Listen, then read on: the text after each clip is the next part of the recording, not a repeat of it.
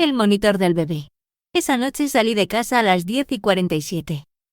Lo sé porque miré el reloj mientras le daba un beso en la frente a mi hija. 3 años. El cabello rizado desparramado sobre la almohada como si alguien lo hubiera pintado ahí a propósito. Valeria dormía con esa paz absoluta que solo tienen los niños, esa paz que los adultos perdemos en algún momento sin darnos cuenta y que nunca recuperamos del todo. «Me voy», le dije a Marcos desde el pasillo. Estaba en el sofá. Teléfono en la mano, como siempre. Ni levantó la vista. «Está bien», murmuró. 7 años de matrimonio. 7 años, y esto era lo que quedaba. 2 personas compartiendo una dirección y una hija. Tomé mi credencial del hospital, mi estetoscopio, ese peso conocido de la desilusión que se había convertido en mi compañero constante, y salí. Llegué al estacionamiento del hospital a las 11:15. Las luces fluorescentes lo bañaban todo en ese amarillo enfermizo que uno aprende a ignorar después de años de turnos nocturnos. Antes de entrar, abrí la aplicación del monitor como hacía siempre, solo para ver a Valeria dormir. Paz de mente por 200 pesos al mes, decía la publicidad. Cámaras en el cuarto de la niña, en la sala, en la cocina.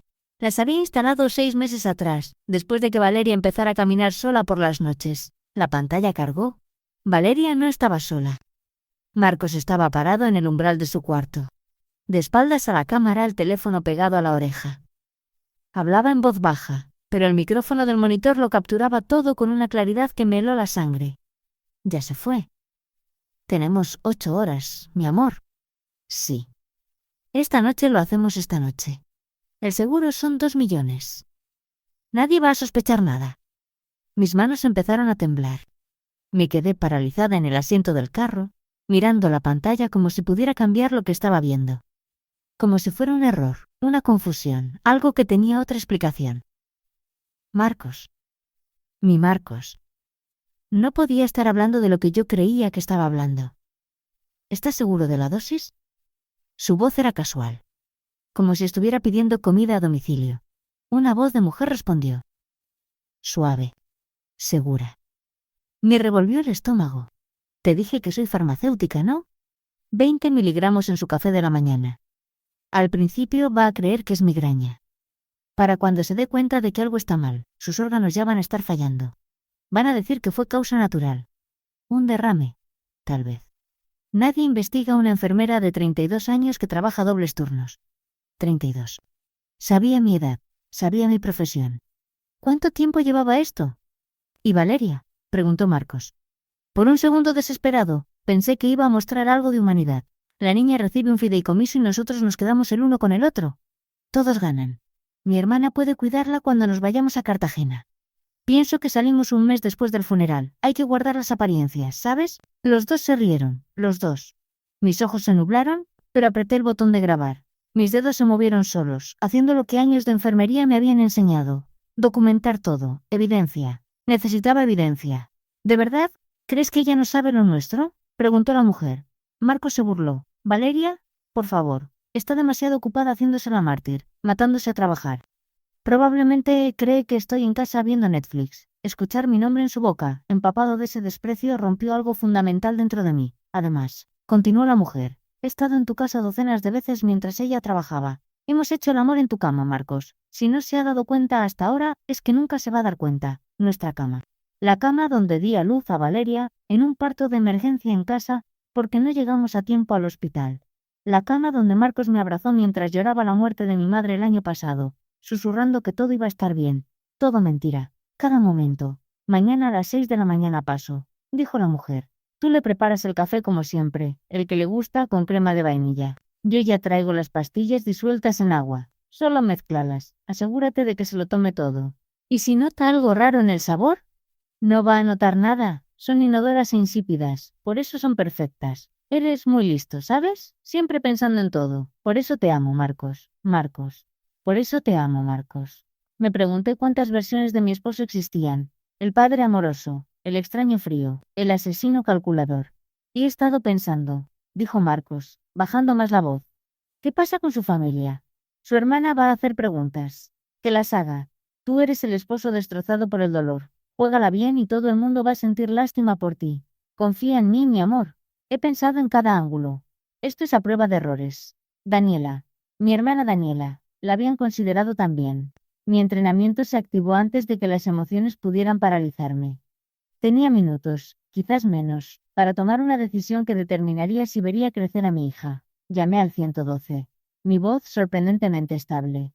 Mi nombre es Valeria Moreno. Soy enfermera en el Hospital General. Mi esposo acaba de planear asesinarme con su amante. Lo tengo grabado en el monitor del bebé. Necesito policías en mi casa de inmediato, pero en silencio. Mi hija de 3 años está dentro. El tono del despachador cambió de rutina a urgente. Señora, ¿está en un lugar seguro? Estoy en el estacionamiento del hospital, pero mi bebé. Se me quebró la voz. Mi bebé está en esa casa con él. Unidades en camino. Quédese en línea. ¿Puede enviarme la grabación? Reenvié el archivo con manos temblorosas. En el monitor, Marcos había salido del cuarto de Valeria. Cambié a la cámara de la sala y lo vi caminar de un lado al otro, el teléfono todavía en la oreja. Hasta mañana a las 6, entonces. Yo también te amo, Natalia. Sí, ya pronto va a terminar todo. Terminar todo. Mi vida terminaría. Valeria crecería sin su madre, criada por un asesino y su amante. Señora, los oficiales están a 3 minutos. ¿Hay armas en la casa? Mi esposo tiene una pistola. Registrada. En el closet de la recámara, en la parte de arriba, dentro de una caja con llave.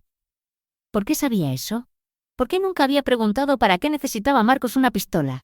Porque confiabas en él. Porque lo amabas. A través del monitor, vi la puerta de entrada explotar hacia adentro. 6 policías, quizás más, inundando la sala con armas en alto. La cara de Marcos pasó de confundida a aterrorizada en un instante. Manos arriba. ¿Qué demonios? Hay una niña. Lo sabemos, señor. Manos donde podamos verlas. Marcos levantó las manos. Su teléfono cayó al suelo. Podía ver cómo su mente procesaba frenéticamente lo que estaba pasando. Un oficial agarró el teléfono. Evidencia. Marcos Herrera queda detenido por conspiración para cometer homicidio. Esto es una locura. Yo no hice nada. Tiene el derecho a guardar silencio. El llanto de Valeria atravesó el caos. Mi bebé, despertada por los gritos. Vi a una oficial, una mujer, correr hacia el cuarto. A través de esa cámara, la vi alzar a Valeria, envolviéndola en la cobijita que le tejió mi madre antes de morir, hablándole en voz baja. Estás bien, mi amor. Estás bien. Somos policías. Tu mamá nos pidió que te cuidáramos. Quiero a mi mamá, sollozó Valeria. Ya viene, bebé. Ya viene. Manejé a casa en piloto automático. 20 minutos antes, era una esposa, una madre, una enfermera yendo al trabajo. Ahora era una víctima casi asesinada, esencialmente una madre soltera, una viuda de hecho. ¿Qué le dices a una niña de 3 años? El detective Fuentes me esperaba fuera de la casa. 40 y tantos, cara seria, ojos que habían visto demasiado. Señora Moreno. Necesito su declaración mientras todo está fresco. Está bien para hablar. ¿Dónde está mi hija? Con una oficial. Está bien. Asustada, pero bien. Asentí. Entré. La casa, mi casa. Se sentía diferente. Como si cada objeto hubiera desarrollado un segundo significado que yo era incapaz de leer. El sofá donde Marcos estaba tirado minutos antes. La cocina donde mañana a las 6 iba a mezclar el veneno en mi café. La taza de cerámica verde que uso cada mañana porque Valeria me la regaló en el Día de la Madre. La taza que me habría matado. Mi hermana Daniela llegó al amanecer, irrumpiendo por la puerta como un huracán. Me miró un segundo y me abrazó. No dijo nada. No hacía falta. Ya sé. Fue todo lo que dije. ¿Hace cuánto? Preguntó cuando por fin nos soltamos. No lo sé. Probablemente más de lo que quiero saber. En las siguientes 72 horas aprendí que me había casado con un extraño. La familia de Marcos cerró filas de inmediato. Su madre me llamó al hospital, donde todos ya sabían, donde la historia había llegado antes que yo. Valeria, ¿qué has hecho? Mi hijo está preso por tus mentiras. Siempre fuiste celosa. Siempre quisiste tenerlo encerrado. Mamá, él planeó asesinarme. Eso es ridículo. Mi hijo nunca haría eso. Planeó envenenar mi café. Probablemente tú lo empujaste a esa mujer. Siempre trabajando. Nunca en casa. ¿Qué hombre quiere una esposa que nunca está? El detective Fuentes me quitó el teléfono de las manos temblorosas. Señora Herrera, habla el detective Fuentes. La línea se cortó. Fuentes dejó el teléfono sobre la mesa con cuidado deliberado. Las familias siempre reaccionan así al principio, dijo. No es personal. ¿Cuánto tiempo llevaban? 26 meses, según los mensajes de texto que encontramos. Natalia Vega. 30 años, farmacéutica certificada, sin antecedentes penales. Se conocieron en el hospital donde usted trabaja, hace 2 años y medio, cuando ella hacía una guardia de reemplazo. 2 años y medio. Mientras yo trabajaba dobles turnos para pagar la hipoteca, para cubrir los proyectos de negocios de Marcos que nunca daban resultados, para darle a Valeria la estabilidad que yo creía que éramos capaces de ofrecerle. Fuentes extendió un folder sobre la mesa. Su esposo abrió 5 pólizas de seguro de vida a su nombre en los últimos 3 años. En total, suman 3.400.000 pesos. Le dijo que eran para planificación financiera. Usted firmó los documentos. Me acordé de esas tardes. Papeles sobre la mesa del comedor. Marcos explicándome con paciencia que era importante tener todo en orden, que así funcionaba la planificación patrimonial, que él se encargaba de todo, que no se preocupara. Confié en él. Encontramos las pastillas en el departamento de Natalia Vega. Continuó Fuentes. Cantidad suficiente para matar a 2 personas de su peso. ¿Y el dinero? Fuentes abrió otra página. Su esposo estuvo transfiriendo dinero de sus cuentas conjuntas a cuentas en el extranjero durante los últimos 14 meses. Sus cheques de nómina entraban directamente, y él movía cantidades todos los meses. En 6 meses más, usted habría estado en quiebra sin saberlo. Cada golpe llegaba antes de que el anterior terminara de doler. El cuarto día fue diferente. Fuentes llegó con una fiscal llamada Isabel Moya, una mujer de mirada filosa que se especializaba en casos domésticos. Señora Moreno, necesitamos hablar sobre la muerte de su madre. Se me heló la sangre. Mi madre tuvo un derrame. Su madre tenía 58 años, sin historial previo de enfermedades cardiovasculares. Murió de forma repentina en su casa, después de una cena que Marcos preparó. No, él no salió solo, reflejo puro. Exhumamos el cuerpo el martes. Me acordé de esa noche. La cena de cumpleaños de mi madre. Marcos insistió en cocinar, dijo que quería que fuera especial. Pollo con mole, el platillo favorito de ella. Mamá se sintió mal después, dijo que tenía dolor de cabeza. Marcos le dio medicamento y la llevó a la recámara de huéspedes. La encontré 2 horas después, sin responder. Le hice reanimación mientras Marcos llamaba a emergencias, pero ya era tarde. El médico dijo derrame masivo. Estas cosas pasan. Excepto que no pasan así. Los niveles de cloruro de potasio en su sistema. Dijo Moya con voz cuidadosa. Inducen paro cardíaco. Imita causa de muerte natural a la perfección. Y según los textos que encontramos, esa noche fue una prueba. No lloré. Ya no tenía lágrimas.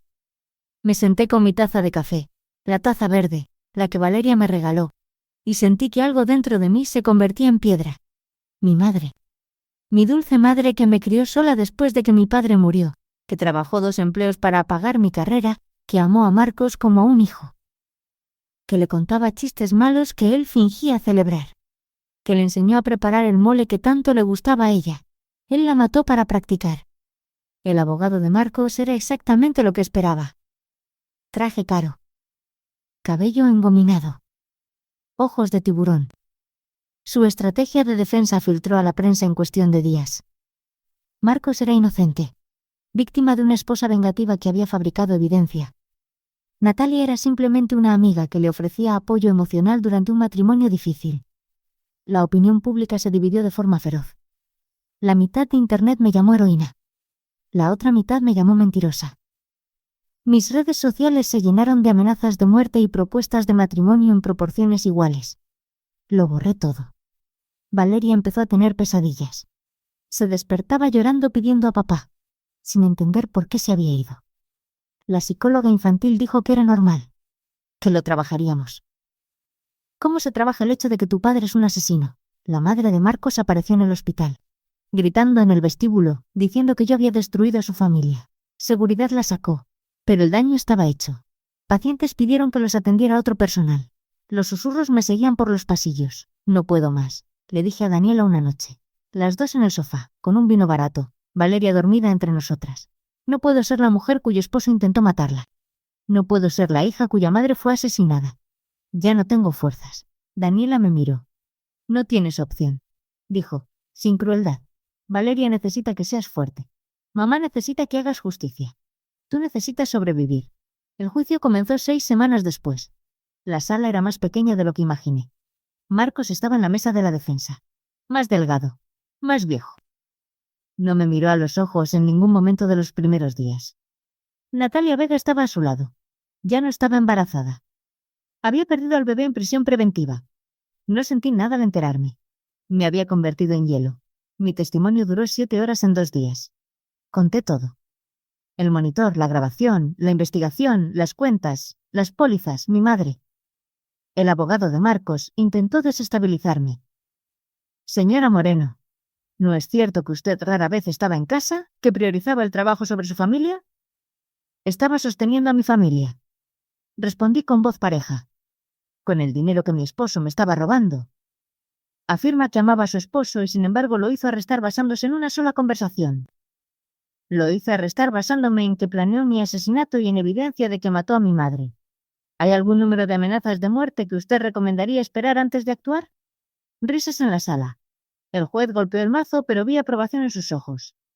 El testimonio de Natalia la destruyó a ella sola. Intentó presentarse como víctima. Marcos la había seducido, manipulado, controlado. Pero los mensajes de texto contaban otra historia. Mensajes donde me insultaba, se burlaba de mi apariencia, celebraba la muerte de mi madre. Una menos, había escrito. Ya casi. La defensa se derrumbó en 3 semanas. Evidencia forense. Huellas digitales. Testimonios de vecinos que habían visto a Natalia en mi casa. Del amigo de Marcos que lo había escuchado hablar de necesitar un nuevo comienzo. El veredicto llegó un viernes, culpables de todos los cargos. Marcos. Cadena perpetua sin posibilidad de libertad condicional. Natalia. 30 años. No sentí alivio. No sentí satisfacción. Solo un vacío donde antes había una vida. 6 meses después, Valeria y yo nos mudamos a otra ciudad. Nueva ciudad. Nuevo hospital. Nuevo comienzo. Daniela vino con nosotras. Renunció a su trabajo, vendió su departamento. Decidió que nos necesitábamos mutuamente. No se lo pedí. Simplemente llegó con sus cajas un sábado. Valeria todavía pregunta por papá a veces. Le digo la verdad en dosis pequeñas. Papá tomó decisiones muy malas. Papá lastimó a personas. Papá ya no puede estar con nosotras. La psicóloga dice que honestidad, apropiada para la edad y con gentileza, es lo correcto. Vendí la casa. El dinero del seguro. Todo. Fue un fideicomiso para Valeria, manejado por abogados. No quise nada de Marcos. Nada manchado por su traición. A veces me pregunto qué señales ignoré. Cuáles pasé por alto porque estaba cansada, estresada, abrumada. Después recuerdo que no era mi responsabilidad atraparlo siendo malvado. Era su responsabilidad no serlo. La tumba de mi madre tiene una lápida nueva. Madre y abuela amada. Partió demasiado pronto. Justicia cumplida. No es suficiente. Nunca va a ser suficiente. Pero Valeria está viva. Yo estoy viva. Estamos sanando lentamente, como huesos que se sueldan después de una fractura. Más fuertes en el punto de quiebre, dicen. Conocí a alguien. Otro enfermero, padre soltero. Alguien que entiende lo que es el trauma y la resiliencia. Vamos despacio. Valeria lo quiere. Por ahora, eso es suficiente. En el cumpleaños número 4 de Valeria, sopló las velas y pidió deseos. Me dijo que pidió tener una familia normal. Se me partió el corazón. Pero también sentí esperanza. Porque somos normales. Madres solteras. Familias elegidas. Familias reconstruyéndose después de la destrucción. Eso también es normal. Pienso en Marcos a veces. En prisión, perdiendo décadas. Pienso en Natalia, perdiendo su libertad, su carrera, su futuro. Pienso en mi madre, a quien le robaron la posibilidad de ver crecer a Valeria, de verme finalmente feliz. Y pienso en ese monitor del bebé, ese pedazo de tecnología que me salvó la vida.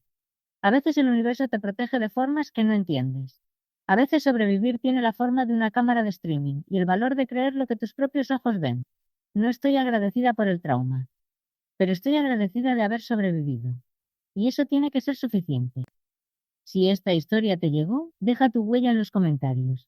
Suscríbete si quieres escuchar más historias que el silencio intentó enterrar.